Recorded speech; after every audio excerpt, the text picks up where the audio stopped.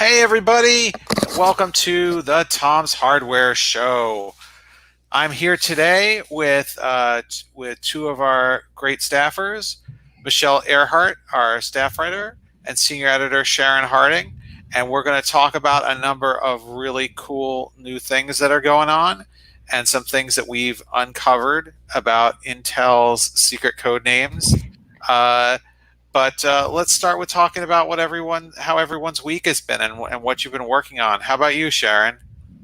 Hi. Well, I've been working on a few things this week. One of them has been upgrading my RGB keyboard. HyperX this week released some new pudding keycaps.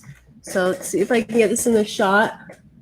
It's very colorful, as you can tell. And basically, they're putting keycaps. So the bottom half of them is a lighter, more translucent material. Let's see if you could see that.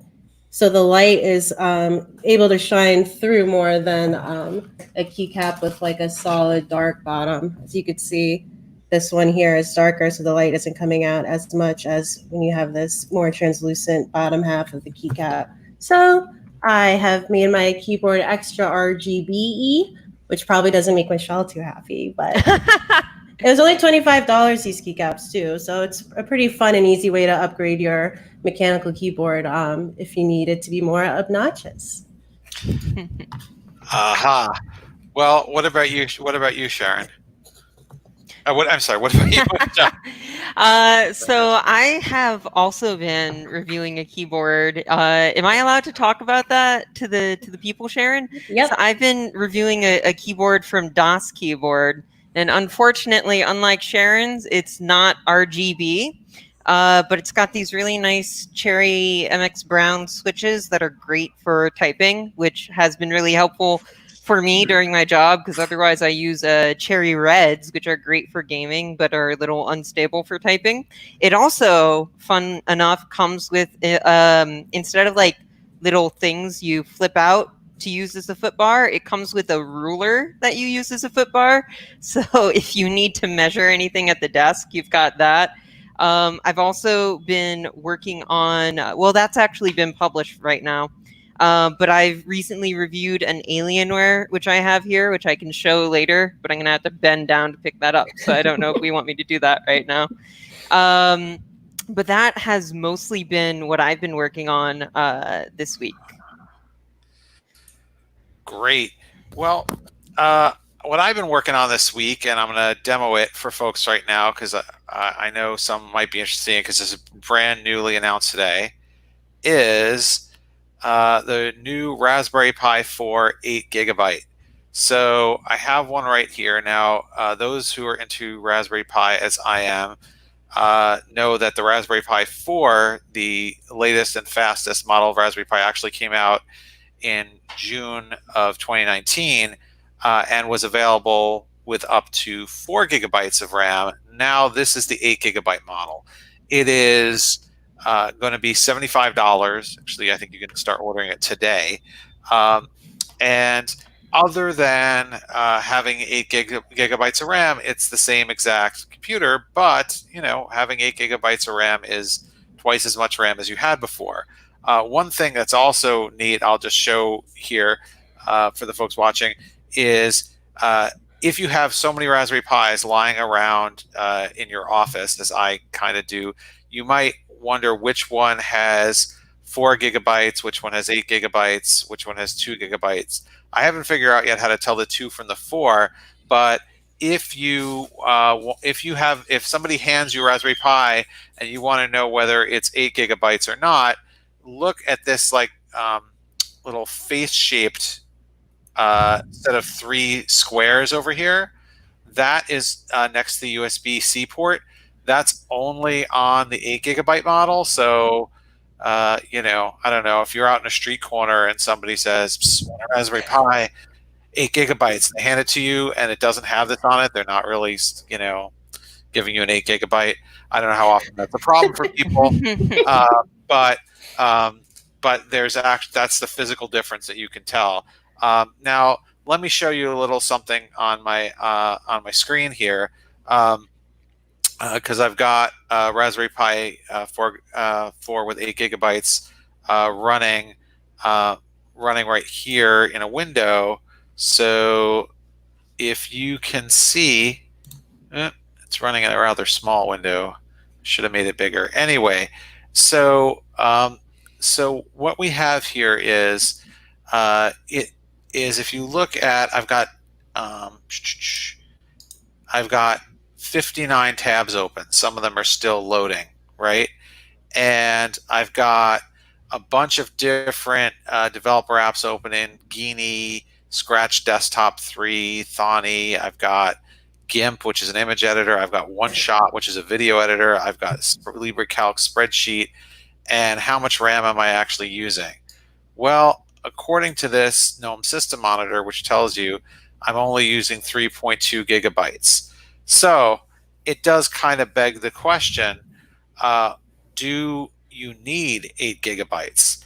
Um, one thing that's kind of interesting here is that I'm running is that the default Raspberry Pi operating system that a lot of people use, most people use, is called Raspbian, and Raspbian is 32-bit. And people who know 32-bit know that 32-bit operating systems uh, usually can't use more than 8 GB, uh, but I mean more than 4 GB. But in this case, Raspbian, even though it's 32-bit, can use all 8 GB, just not on one program. Now, what they really mean is not on one process. So, Chromium, the browser you get, because it's not Google's Chrome, it's Chromium, which is the open source version. Every tab is another process. So at one point I was able to go over 4 GB, but wow, I really had to try. I had to, make sure that some of these tabs here, which can play 4K video, have downloaded 4K videos from hdtrailers.net and were playing them, actively playing them, to really get across that threshold. So what this says uh, is it necessarily uh, is it necessarily worth your while to get the 8 GB that's $20 more than the 4 GB model? Uh, well, honestly, if honestly at this very moment, you're not getting a lot of benefits for your 8 GB. However, if you're thinking ahead, um, Raspberry Pi Foundation is working on a 64-bit version of the operating system, which is available to test, and I tested it, and I could have it up on here, but I figured but one of the drawbacks to the 64-bit beta is it doesn't have VNC yet, which is the virtual login I'm using to show this on my screen. So,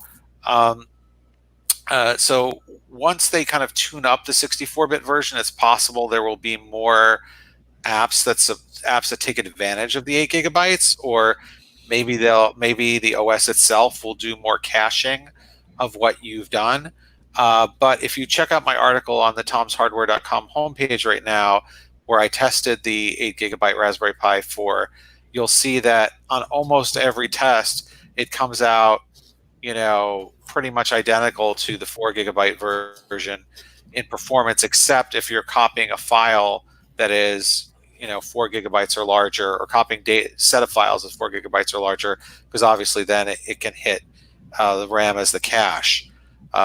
That being said, if you're buying your first Raspberry Pi and you're thinking I might use this as a computer, because a lot of people use a Raspberry Pi for projects like making a robot or a fart detector or a security camera, or to me those are actually the coolest things you do with a Raspberry Pi, because they're things that you can't do on a PC, right? Like on a PC you don't have GPIO pins, the 40 GPIO pins you have on a Raspberry Pi that can hook up to motors and sensors and lights, and you don't have all this ecosystem of hats, hardware attached on top, things you can attach to the top to do cool things. So really, even the $35 2 GB is probably adequate for most projects, and even for retro gaming, where Where the 4 GB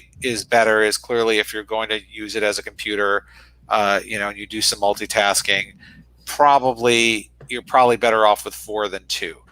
8 GB, the use case isn't extremely solid right now, but for $20 more, you can future-proof your investment.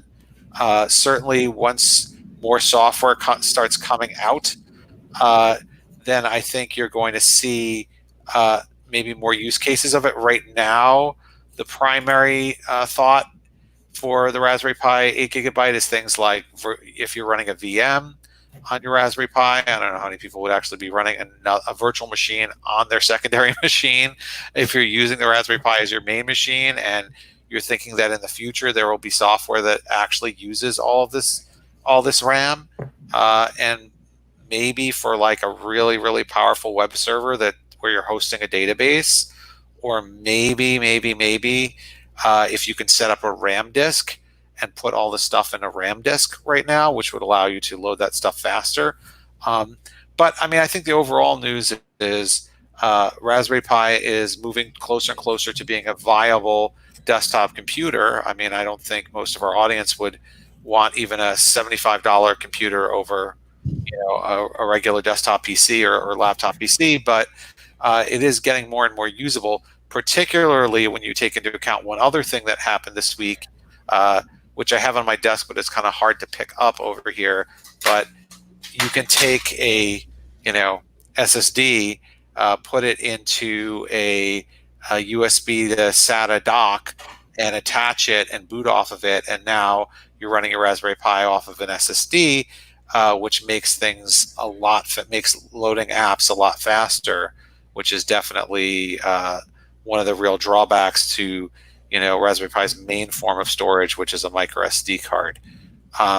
So it's getting more and more viable as an inexpensive computer that maybe you can give to the kids or use in a pinch. I don't think most adults would say I'm going to use this instead of a regular PC, but it's good to know that you can.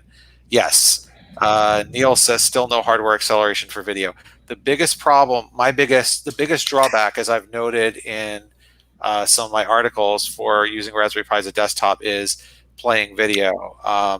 Offline video, depending on what the codec is, seems to be okay, but YouTube cannot run full screen like you can run in a window, and Netflix right now doesn't play at all, at least not in the browser. So there's definitely some drawbacks, but it's another big leap forward for a platform that just keeps getting better and better.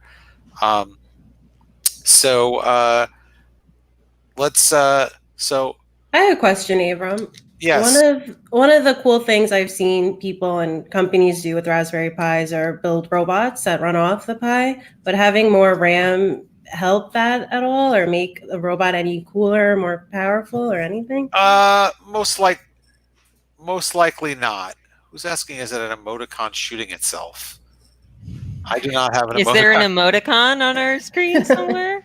Oh, somebody's pointing to something? Oh, okay. I guess in the chat room. Anyway, Oh. so yeah, I was like, did I leave my emoticon shooting themselves behind me? I thought maybe it was one of the things in my background. So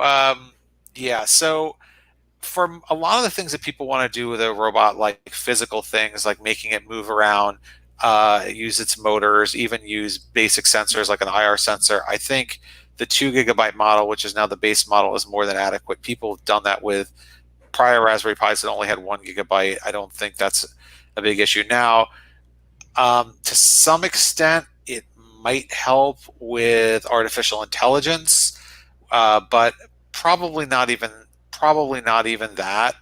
I mean, I guess depending on how complex of a machine learning thing you were doing on it, and at that point, it might not be fast enough to do the kind of really. I mean, you can do some degree of inference on a Raspberry Pi, and particularly if you get a Coral USB stick, which will give it like a coprocessor for AI. But even then, I don't think you're really going to use more than 4 and probably not more than 2.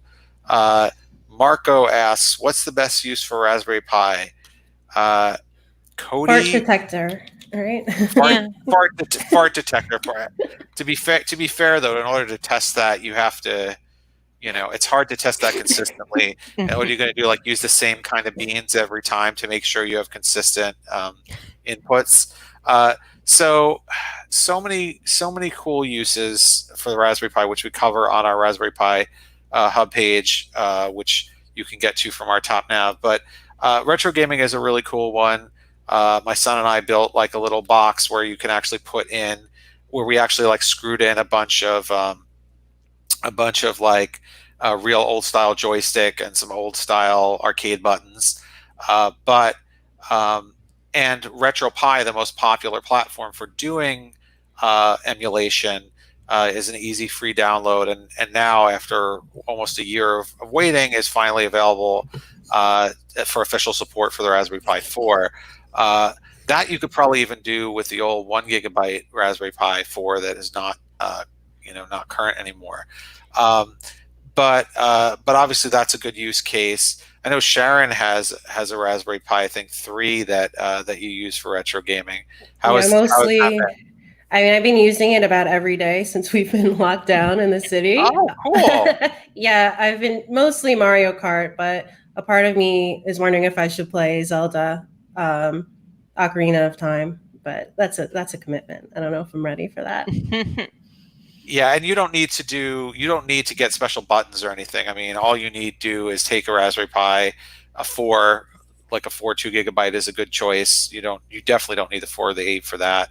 Download RetroPie from, I think it's retropie.org, Google RetroPie, and then we won't tell you where to get the ROMs. That's kind of a gray area, but the emulators for everything are all free.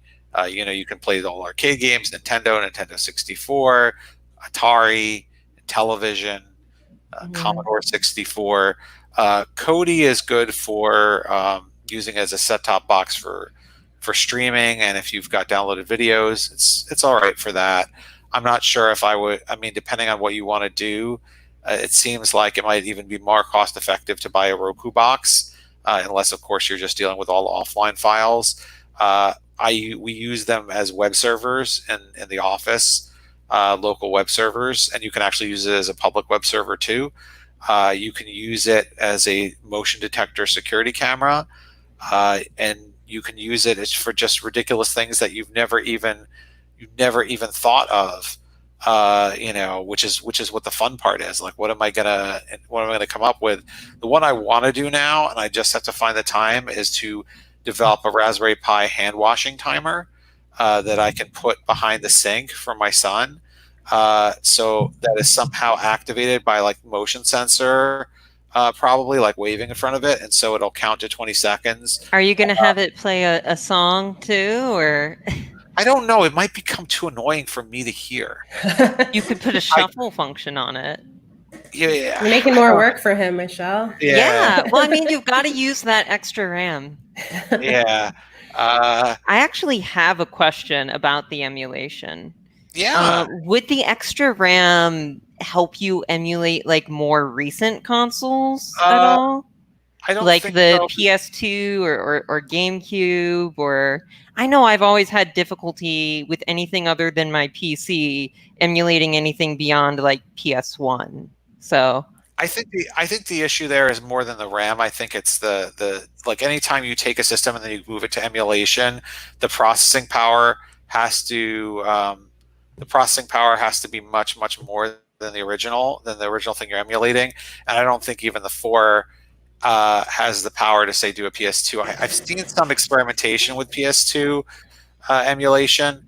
I don't think that the RAM is the issue. I don't think that the RAM is the issue there. I yeah. think it's the state of the emulator that has people have made, uh, and like, I don't know if the community that builds emulation has, like, I mean, I know I've seen some out there, but so far, and I haven't revisited in a while, they weren't powerful enough. But as things get older, the emulation for them gets easier. So uh, decent decent chance decent chance that happens. So lots of cool stuff. Speaking of cool stuff, I wanted to talk for a minute uh, about what you uncovered this week, Michelle, which is we finally learned what all those Intel code names mean. If you've ever wondered what a coffee lake is and whether you should take the Ivy Bridge to the Coffee Lake, you have finally found out. So what did you learn? So I spent a good portion of last week talking to a couple of folks about how Intel does its code names, since we have Comet Lake stuff coming out now. We're just really curious how they expect us to keep this straight in our heads. So we spoke to a senior strategic planner at Intel, Jeff Tripp, as well as former Intel principal engineer, Francois. Please don't be mad at me if I mess this up, Francois. Francois Pied-Noel? I'm not French. And we spoke to them a little bit about how Intel chooses its code name. So starting off with Coffee Lake, actually, Avram, everything that Intel does now is, according to Mr. Tripp, a geographic location in North America. A lot of them are in Oregon because that's where Intel's headquarters are.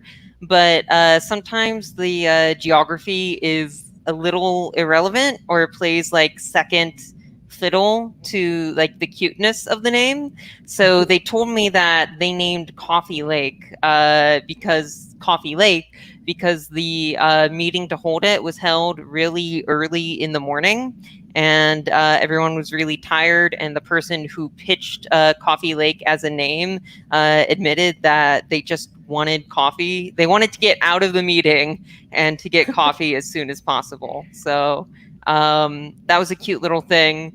Why couldn't it be Diet Coke Lake? Do you think it was a trademark issue?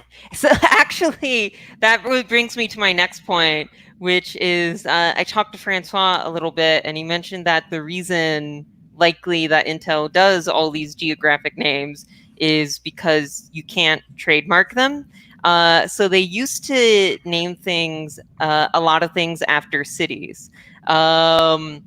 But if you're unaware, Windows 95, code name for that used to be Chicago.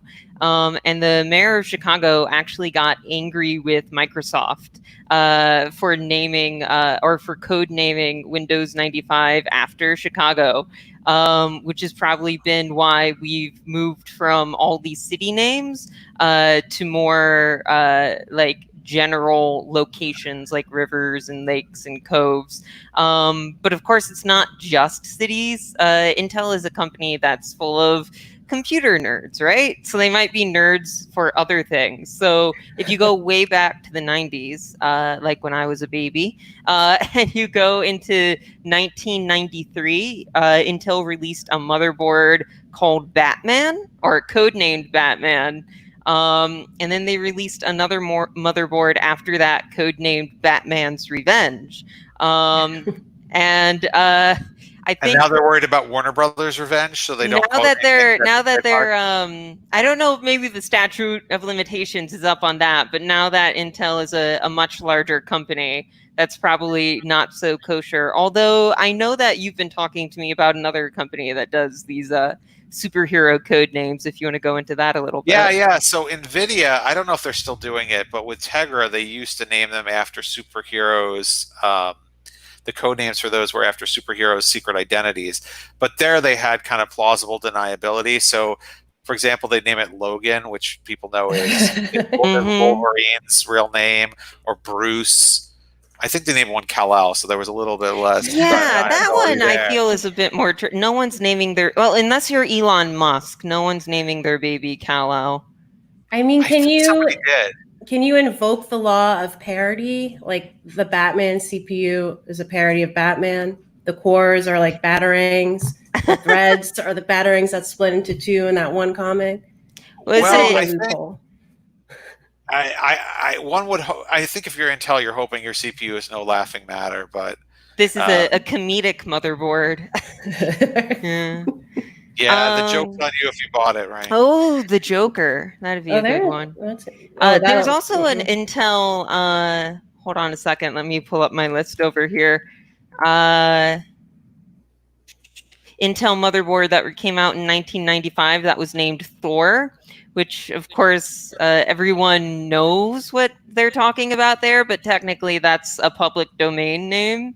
So that's another fun way to get around it. But we actually worked on a little list of all of Intel's like customer-facing CPU names for the article, and since 2010, and in 2010, you still get some like city names, but after that, it's mostly like trails, bridges, lakes, and Intel tells me that all of those things relate to specific products. Like I do know that coves relate to cores.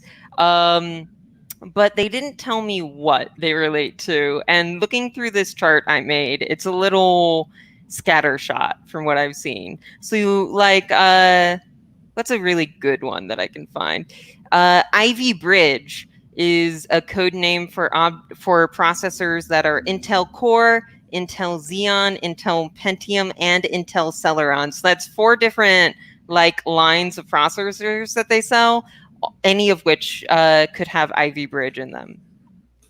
That name is pretty though, at least. Yeah, well, that's Yeah, another thing. Sorry, I talked to Francois, who has a lot of opinions, and one of his opinions is that because Intel has so much enterprise and big business customers right now, they want to sound nice and pretty and pretty inoffensive. But if you go back to Sunny Beach, according to Francois, its very first code name was Geisha, which is something that you wouldn't find the company doing anymore. yeah. I mean, we could. I'm just really fascinated by how they come up with these code names. I mean, I do agree with Francois. I wish they were more interesting. Like Sharon, if you were to come up with a code name, what city or lake would you want to name it after? Or do you think the lake thing is over? Lakes are over. We could do the Long Island Sound, repping both of our hoods. Me and Ooh. Aiden from Long Yeah, Island. And you still look at yeah. the body of water in there, which is apparently Wait, important. are we calling Brooklyn part of Long Island? Are we We are joining that? not. You could, Okay. you could. You know, Uh-huh. Sure. right? I don't know if Hudson River is a good is a good as good connotations or not for your CPU, but yeah, it's. I mean, I think Francois was right by offending no one and having all these names that sound similar. It's not very not particularly descriptive or exciting. And I think the reason people end up using these code names a lot to refer to Intel products, even though Intel doesn't really want them to, like Intel would like us to not talk about Comet Lake S, which is the latest processor that came out. They want us to talk about Intel 10th Gen Core. That's what they want to call it. That's the marketing name. But there's so much confusion because there are different processors that are the same 10th gen that are different nanometers and architectures. So so using the marketing name is less descriptive and more confusing for sure.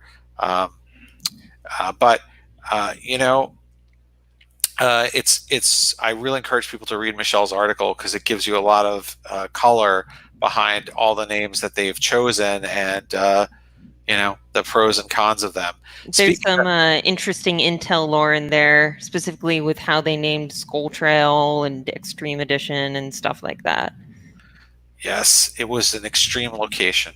Um, so something else that's pretty extreme is when you put on a VR headset and go into a virtual world, which is seeming more and more appealing than our real world. So so Sharon, I know you've been tracking some really big news in the VR world. What's going on there? Yeah, so there's been a lot of announcements this week in that category. We've seen the announcements of several new headsets, actually. I know Michelle covered one of them. But one that's on my mind right now, because they literally just announced it like 3.5 hours ago, so it's pretty exciting. HP just announced their Reverb G2. So that is a follow up to their prior Reverb, which came out last year. A lot of the specs are the same, get the same resolution per eye, 2160 by 2160, which is higher than a lot of consumer VR headsets. You get the same refresh rate as last gen with 90 hertz, which again is pretty fast. For comparison, I believe the Quest is at 75 hertz, so it's pretty fast for a consumer headset again. But this time around, HP is actually marketing this as a headset for gamers. The old Reverb was, there are two SKUs for it actually, one for businesses and one for consumers. But with the Reverb G2, HP is making it really clear that they want gamers to get on board with it. And they even recruited Valve to help them make it. Valve, of course, has their own VR headset, the Index, and they also helped make the earlier HTC Vive headsets. And so with this new HP headset, they Valve helped create the lenses for the headset, and the headset also uses the same speakers as the Index does, which are they're like these little speakers that pretty much hover over your ear, and they produce good sound, but they also let you take in the sound around you. So if you need to talk to someone next to you, you can still do that. So that's pretty cool. But one of the issues, and I think what people are going to be looking for with this new Reverb G2 when it comes out in the fall, is how well it handles tracking and how well it picks up what your hands are doing in VR. And that was actually our biggest complaint when we reviewed the Reverb last year's poor tracking, mostly from the headset being on the Windows mixed reality platform. We would see our hands kind of like floating off the screen, which is a terrifying experience to see your hands just float away from you in VR. So this time around, HP added two more tracking cameras to the headset. There are still no base stations, so if you're hoping to see Steam VR tracking because Valve is a partner here, that's not happening. The price is lower than something that requires base stations, and it's a bit more accessible. But we'll see if having two more cameras helps with the tracking, because that was really a big issue. And obviously, when you're gaming, you want to be able to do cool things like Beat Saber, you're moving your hands around, or you're shooting, whatever you're doing. So really, we'll be seeing like if that tracking is better and if it helps with the whole experience. So is this going to be part of the Windows mixed reality ecosystem? It is. So it supports Steam VR games, but you have to use the Windows MR Steam VR app. So it's not native Steam. It's not native Steam. Do you think that's getting better? Because the first generation of Windows mixed reality headsets was kind of disappointing. Yeah, I mean, of course, HP promised it's gotten much better. Only once we get in the headset, we'll be able to see. Honestly, I'm a little disappointed to hear that it's basically using the same tracking system. Two more cameras could help. The first headset, the cameras were kind of like in the center of the headset, so it couldn't really capture side hand movements very well. So now if we have two cameras here and then two on the side, hopefully you get a better, tracking all around you. But yeah, in terms of how well the Steam games will play through Windows mixed reality, time will tell there. It's definitely an extra step, an extra barrier to getting there, especially when there are so many games or so many headsets that run Steam natively on the market already. So, Michelle, are there any VR games you like to play? Any VR games I like to play? So I actually don't own a VR headset, but I was lucky enough to attend a college program with VR not too long ago. And I'd say probably Super Hot was my favorite experience in VR. It just sort of, I hate to do the line, but it makes you feel like you're John Wick. You're just sort of ducking around corners and grabbing things, and I like grabbing things in VR and moving them around. I haven't had a chance to play Half-Life Alyx yet, but I feel like that's probably the big appeal there. As far as grabbing things go, there's also another VR headset that I looked at earlier this week called the MOVA, which is sort of like an Oculus Quest, but a little bit souped up. So it's comes with a Snapdragon 845 CPU, which is about 0.45 gigahertz, I want to say, faster than the Snapdragon 835 that the Oculus Quest comes with. And it also comes with built-in out-of-the-box hand tracking. So the Quest added that recently in an update. But I think probably, I don't know. Hopefully having hand tracking out of the box means that like devs will know everyone with this device will have access to this technology, which might make it a bit more likely to get used. But then the other big thing with this headset is this whole virtual world they're making called Manova, which is sort of like a Second Life or PlayStation Home kind of thing, if you remember that for VR. I don't know if I always get super sold on that, but maybe in a world of work from home, those sort of attractions will have more of a place. Yeah, yeah. I mean, you can't really say that. Hey, people should go out more.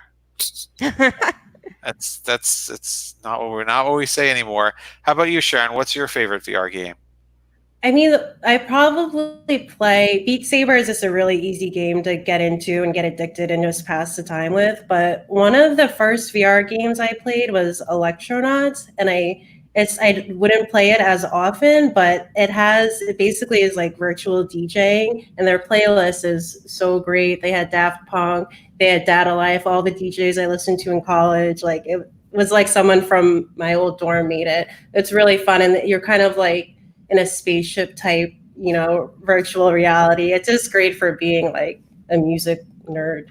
It's really fun. Also, the people, obviously, you look like you're in Daft Punk too, like the character, the avatar they set you up as, which Oh, wow. everyone's dream, I'm sure. Definitely mine. Uh, I know. I think these folks know that my dream costume is to dress up as Daft Punk. But I've seen how much it costs and how much effort it takes to build a helmet. And if I had a helmet, I'd probably just wear it all the time so people wouldn't see my head like this. So we're now at that part of the show where we take questions and comments from the audience. Does anybody who's around have anything they want to talk about? I see that, I don't know if he's still on, but a guy named Chris said, what's the current method for dual booting off of one micro SD card in Raspberry Pi? It's something called Berry Boot, which I should write a tutorial on because don't have a lot of experience with it myself. But I've looked this up and it is called Berry Boot. Who else has something that they would like to talk about? Well, maybe we have just said so much that Hunter says that PlayStation Home, that the Rift is the best VR headset for value. Do you think so? Do I think so? Well, I mean, they moved on at this point to the Rift S. So I don't know. I'm always a fan of, and the Rift S doesn't require base stations, which I'm always a fan of. You get better tracking with the base stations, but I just think that's a lot to ask for someone to set up in their home, and VR is already expensive and space is limited, etc. I personally like standalone headsets. The Oculus Quest, I think, is a great value. That's what we list as our most recommended because you don't have to connect it to base stations or a phone or a PC. So I like that for value because I'm to me like the value is coming out of the simplicity and the ease of setting it up, and that I could do it more easily in my room or in my home without having to set things up and change the way my home is. I actually have a funny story just about the Quest. Before the now times, I was in an airport getting ready to fly out, and I was just waiting by the gate, and there was someone standing in a corner with an Oculus Quest, just like going at it in Beat Saber, just in full view of everyone. And that's definitely something you couldn't do on a Rift. But I admire that person's confidence. They seemed like they were pretty good at Beat Saber. but I guess there's that portability to the Quest if you have the guts to whip it out at the airport gate. Well, I mean, the nice thing about the VR headset is you can't see other people staring at you when you're wearing it. So, like, I guess if you don't know what people are staring at, the people are staring at you, you can feel pretty confident. I mean, assume people are staring at you if you're doing VR in the middle of an airport. Maybe. I guess the question now is, will somebody come out with a headset that also covers your nose and mouth? Ooh. So, someone says Netflix does run on Raspberry. I have to use the Chrome Media Edition. I was reading something about that last night. I will try it. I was not eager. I was reading about how you can run Netflix on Raspberry Pi, but you have to download a special version of Chromium, which I don't think is necessarily the latest version of Chromium. So that's but it's definitely worth me exploring. Thank you for pointing that out. Transmitimit. Anyway, I guess now is a good time as any to end our show. Thanks, of course, to everyone for tuning in and for all those who are watching afterwards. For Tom's Hardware, I'm Avram Pilch. I'm Sharon Harding. And I'm Michelle Earhart. See you next time. Bye. Bye.